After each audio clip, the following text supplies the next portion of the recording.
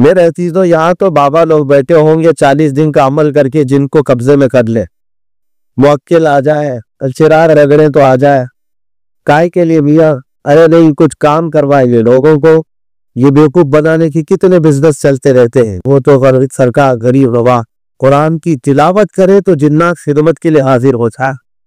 میرے عزیزو یہ بات بعید نہیں ہے کہ اللہ تبارک و تعالیٰ نے تمہیں اشرف المخلوقات بنایا، جنات سے کئی زیادہ پاور تمہیں عطا فرمایا، لیکن جو لوگ اپنی طاقت اور اپنی حیثیت کو سمجھے بغیر موکل اور جنات کو سنجر کا وہ علاقہ جہاں آپ کی ولادت ہوئی، بات کو سنجری بھی کہا جاتا ہے۔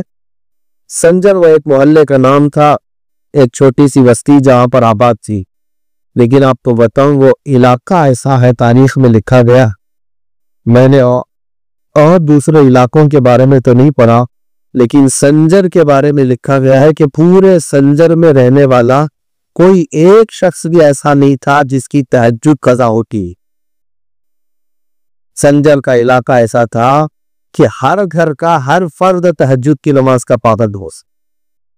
جس محلے میں آپ کی ولادت ہوئی، ایک بار ایسا اتفاق ہوا، آپ کے والد حضرت غیاث الدین، نام سنا ہوگا، اتفاق ایسا ہوا کہ تہجد کو اٹھنے والے لوگ جو ہے وہ فجر سے پہلے اٹھتے اور اپنی تہجد کی نماز ادا کرتے، اس کے بعد تھوڑی تسبیح اور ذکر و اذکار کے بعد فجر کی اذان ہوتی، نماز پڑھتے۔ یہ وہاں کا معمول تھا۔ تو رات کو معمول کے مطابق جب سنجر کے لوگ تہجد کے لیے اٹھے تو زیادہ اجالا ہو چکا تھا، اجالا اتنا ہو چکا تھا کہ فجر محسوس ہونے لگ گئی۔ تو اسے بڑا افسوس ہوا اٹھنے والے کو کہ آج ہماری تہجد قضا ہو گئی، کہ غفلت ہو گئی۔ پھر اس نے ادھر ادھر نظر دوڑائی تو ہر کسی کو دیکھا، گھر سے کوئی نکل رہا ہے، کوئی ادھر سے نکل رہا ہے، جس سے بھی پوچھو تو پتا چل رہا ہے اس نے بھی تہجد نہیں پڑھی، اس نے بھی نہیں پڑھی، سب کی قضا ہے۔ اجالا اتنا ہو گیا، اتفاق سے سارے لوگوں کا یہ ہجوم جمع ہوتا ہوتا ایک گھر کی طرف آیا۔ ایک 95 سال کے بزرگ وہاں پر تھے، 95 ایئر، وہ تہجد کے لیے وہ اٹھے تو انہوں نے بھی اجالا دیکھا اور مجمع کو دیکھا کہ ہر کوئی پریشان ہے کہ آج ہماری سب کی تہجد کیسے چھوٹ سکتی ہے۔ تو اس بوڑھے بزرگ کے پاس لوگ آئے اور کہا کہ ایسا کیسے ہو گیا، آج سب کے ساتھ اتفاق؟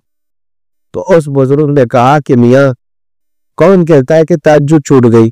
تہجد کا وقت باقی ہے کہ یہ گھڑیوں کا زمانہ نہیں تھا کہ گھڑی دیکھ کر کے فوراً پہچان لے کہ 3 بج رہے 4 بج رہے، وہ تو آسمان کے اجالے کو دیکھ کر کے ہی وقت طے کرتے تھے۔ اس 95 سال کے بزرگ نے کہا کون کہتا ہے تہجد چھوٹ گئی؟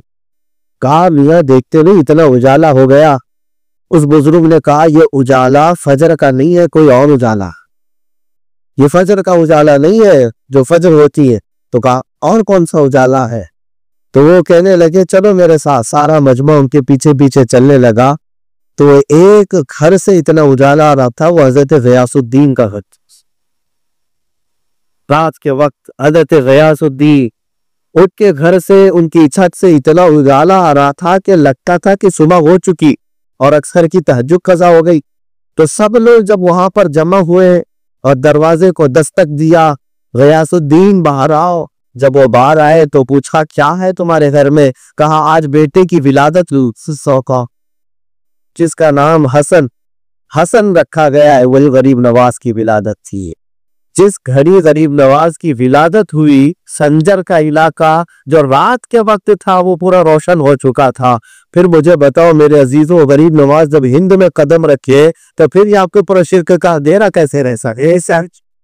ظاہر سی بات ہے، انہوں نے جہاں قدم رکھا وہاں روشنی ہی روشنی آج، اور 800 سال کے بعد آج ان کا ذکر جہاں کرتے وہاں بھی روشنی ہی روشنی، اجالا ہی اجالا ہے۔ تو یہ تو ولادت کا ان کا واقعہ تھا، جس شان سے مولا کریم نے ان کی ولادت عطا کی ہے۔ ان کے گھر میں ان کی ماں بھی پرہیزگار، ان کے والد بھی پرہیزگار، اور دونوں صحیح النسب سادات میں سے ہیں۔ حضرت غریب نواز حسینی سادات میں سے تھے۔ حضرت غریب نواز رضی اللہ تعالیٰ عنہ کی والدہ بھی اور والد بھی دونوں سادات میں سے تھے، لیکن آپ کی زندگی بہت تیزی سے جو بڑھتی گئی، آپ کی عمر 14 سال کی تھی جب ہی آپ کے والد گرامی کا انتقال ہو گیا۔ اور آپ کے کندھوں پر ایک بڑا بوجھ آیا کہ اپنے گھر کو دیکھنا ہے اور بھی دیگر ذمہ داریاں ہیں، تو والدہ نے ان کے شوہر کی طرف سے جو وراثت ملی تھی وہ جلد سے جلد اپنے اولاد میں تقسیم کر دیا۔ حضرت سرکار غریب نواز کے وراثت میں ایک باغیچہ آیا جو عبوروں کا باغیچہ تھا، تو اس باغیچے کی دیکھ بھال آپ نے اپنا مشغلہ بنا لیا کہ اب میں اسی باغیچے کو دیکھتا ہوں اور اسی میں میرا گزر بسر چلے گا، جبکہ آپ حافظ قرآن ہو چکے تھے 7 سال کی عمر میں۔ 14 سال کی عمر میں باغیچے کی دیکھ بھال کرتے تھے۔ ایک اور حیرت انگیز چیز میں آپ کو بتاؤں کہ حضرت سرکار غریب نواز رضی اللہ تعالیٰ عنہ کا معمول یہ تھا کہ باغیچے میں جاتے تو کرتے کیا تھے باغیچے میں جا کر بیٹھتے اور قرآن پاک کھولتے اور تلاوت اتنے اچھے انداز میں کہ سارے لوگ جھوم جائیں، قرآن پاک بھرپور تلاوت کر کے بند کرتے شام ہو جاتی۔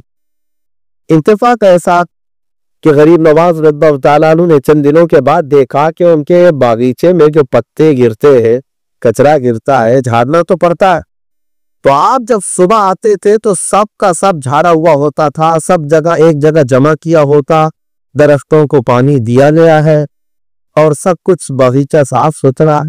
آپ نے دیکھا کہ کون خادم مل گیا نیا، میں تو اکیلا باغیچے کی رکھوالی کرتا تھا۔ دوسرے دن آئے، دوسرے دن بھی پتے سب صاف ہے، درختوں کو پانی دیا گیا ہے۔ 3 دن تک آپ نے دیکھا، اس کے بعد آپ نے سوچا کہ کوئی میرے باغیچے میں داخل ہو رہا ہے، اور کون ہے جو میرے باغیچے میں یہ پتے سب کچرا اٹھاتا اور پانی بھی دے کر جاتا ہے۔ تو آپ نے ایک دن اچانک رات کے وقت باغیچے میں آنے کا ارادہ فرمایا۔ رات کے وقت باغیچے میں اچانک آئے تو پتوں کے جھاڑنے کی آواز آ رہی، کوئی جھاڑو سے جھاڑ رہا اور درختوں کو پانی دے رہا۔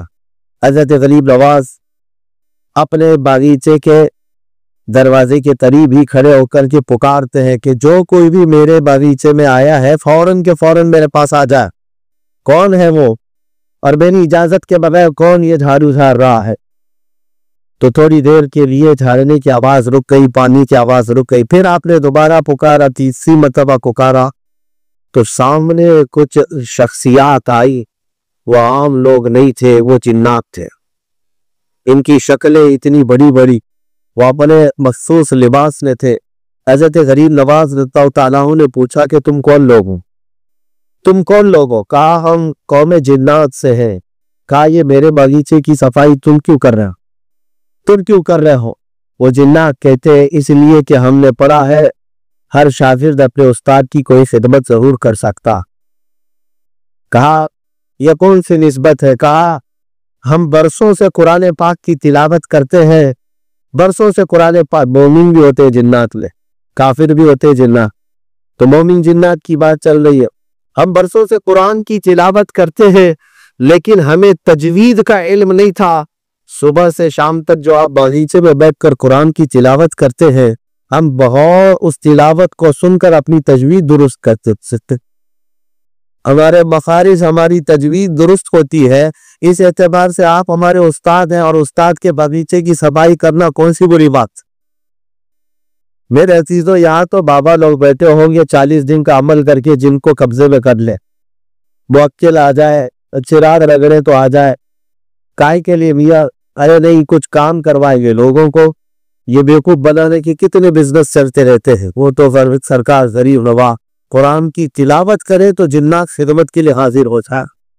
پھر عزیزو، یہ بات بعید نہیں ہے کہ اللہ تبارک و تعالیٰ نے تمہیں اشرف المخلوقات بنایا، جنات سے کئی زیادہ پاور تمہیں عطا فرمایا، لیکن جو لوگ اپنی طاقت اور اپنی حیثیت کو سمجھے بغیر موکل اور جنات کو قبضے میں کرنے کے لیے پتہ نہیں کیا کیا عملیات کر کے خود کو تباہ کرتے ہیں، یہ خام خیالی ہے۔ ضرورت نہیں، تم اپنے پاور، اپنی طاقت کو بڑھا، ذکر الہی سے تمہاری روح اتنی پاورفل ہو سکتی ہے کہ ہزاروں جنات تمہاری شاگردی پر بہر کریں گے، ہم تمہاری غلامی اور تمہاری خدمت پر فخر کریں گے۔